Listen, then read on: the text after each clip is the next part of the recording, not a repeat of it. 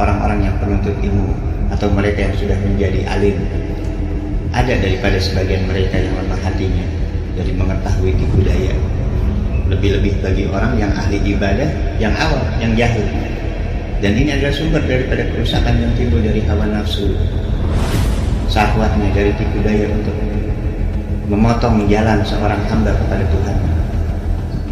Ini orang-orang yang alim dan ahli ibadah mendapat cobaan seperti ini, yaitu diuji dengan kesungguhan. Kalau memang benar ia menempuh jalan akhirat, coba diuji dulu sekali, tergiur nggak? Maka manakala ia telah menjadi alim dalam ilmunya, kemudian dia bermujahadah untuk memutuskan diri dari hawa nafsu, menjaga diri mereka dari perkara yang syubhat. Ia melakukan berbagai macam banyak ibadah, menghindari daripada berbagai maksiat atas anggota badannya. Apabila ia lemah hati, maka dirinya mulai mencari kenyamanan dalam satu perkara kebaikan dan berbuat untuk menampakkan amal dan ilmunya.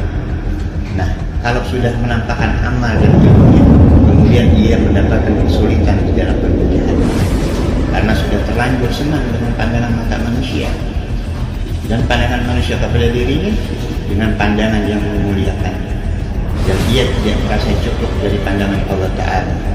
Dirinya merasa senang dan gembira dengan manusia yang memujinya, dan ia merasa tidak cukup dengan pujian daripada Allah Ta'ala.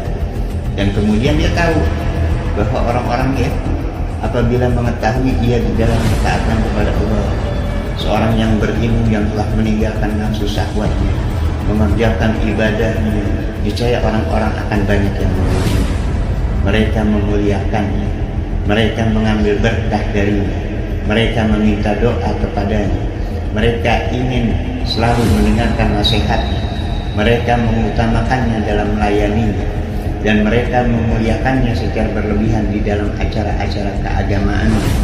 Mereka memudahkannya di dalam jual beli, mereka memberikan ini dan itu kepada dirinya, dan memaafkan di dalam muamalah lain. Orang-orang banyak mengutamakan dengan makanan dan pakaian untuk mereka. Mereka merasa rendah karena kebesaran dirinya, dan mereka mau menuruti segala keinginan dan hawa nafsu. Nah, celakanya, maka bagi diri orang berilmu yang lemah inilah yang ingin mendapatkan kedudukan di sisi makhluk, di sisi manusia. Ia ingin memperoleh kesenangan, yaitu kesenangan yang paling besar apa? Ia bisa memperoleh nafsu syahwat di situ. Maka ia menyangka bahwa hidupnya dan ibadahnya mendapatkan berkah dan keridhaan dari Allah Subhanahu wa Ta'ala.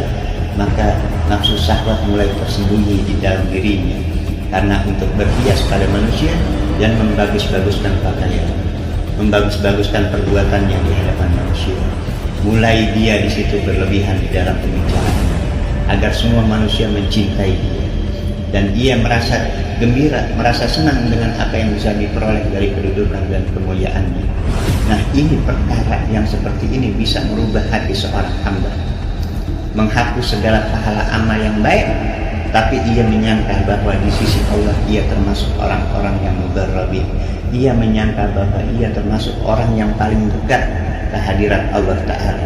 Padahal ini satu tipuan bagi orang alim tersebut yang lemah hatinya, yang tidak selamat daripadanya, kecuali bagi orang-orang yang sedikit, orang-orang yang berjalan lurus. Dan ini adalah suatu jurang yang tidak didaki kecuali oleh orang-orang yang mubarrabin. Nah, kesimpulannya bagaimana?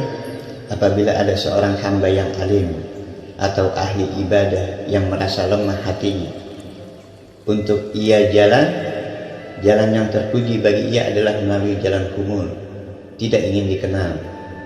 Gak bisa kita ikuti guru-guru kita atau ulama-ulama yang masyhur yang telah menjaga dirinya dari nafsu syahwatnya, dan memang telah siap hatinya untuk menghindari dari sifat-sifat buruk di dalam hatinya.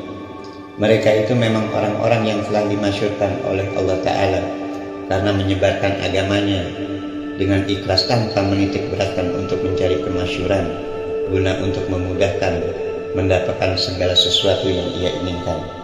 Ini yang perlu kita ketahui, bahwa tercelaknya kemasyhuran, popularitas, tersiarnya nama baik.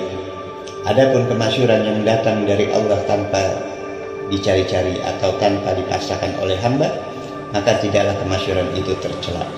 Sebab di dalam kemasyhuran itu ada fitnah bagi orang-orang yang lemah, dan bukan atas orang-orang yang kuat hatinya, yang tidak berpaling dari Allah sedikit pun karena kemasyhuran tersebut ada di dalam dirinya. Wallahu a'lam bishawab.